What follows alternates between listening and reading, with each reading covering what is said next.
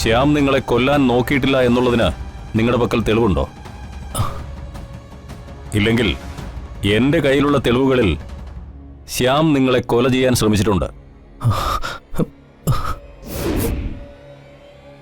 ശ്യാമിനൊപ്പം ഈ നിൽക്കുന്ന വർഷയും ദൃശ്യങ്ങളിലുണ്ട്.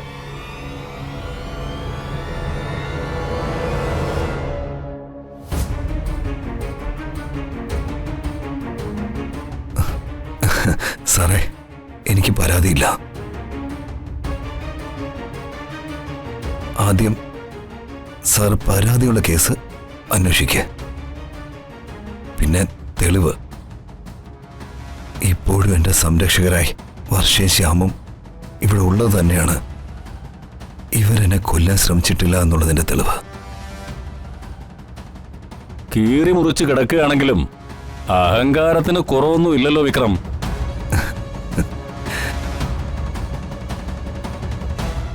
അത് വേറൊന്നും കൊണ്ടല്ല. മരിക്കാൻ കിടക്കുമ്പോഴും സിംഹത്തിനും ഗർജിക്കാൻ അറിയൂ, മൂളാൻ അറിയില്ലല്ലോ.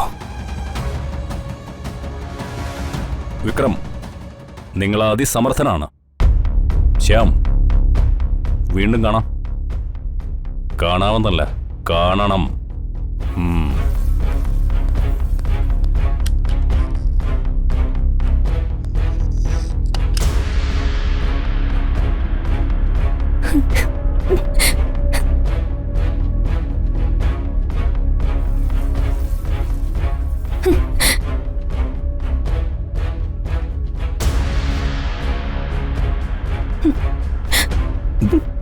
ശ്യാമേ, ശ്യാമൊന്ന് വർഷയുടെ അടുത്ത് തന്നെ.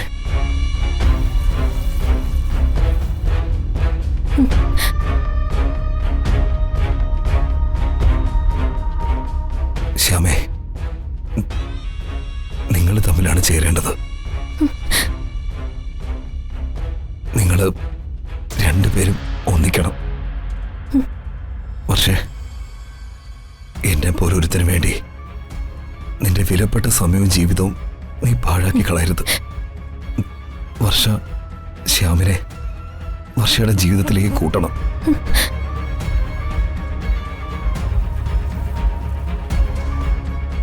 അതുപോലെ ശ്യാമും.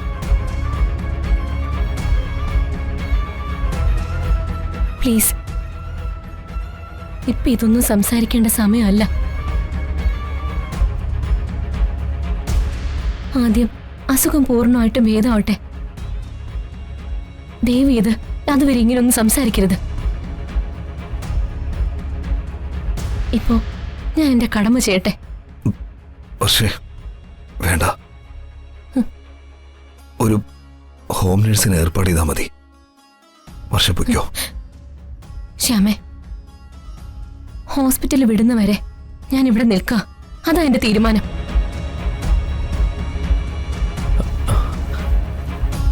എന്നാ പിന്നെ പക്ഷേ എന്തെങ്കിലും സഹായം ആവശ്യമുണ്ടെങ്കിൽ വിളിച്ചാൽ മതി. എന്നാ ഞാനങ്ങോട്ട്. ഉം. വിക്രം.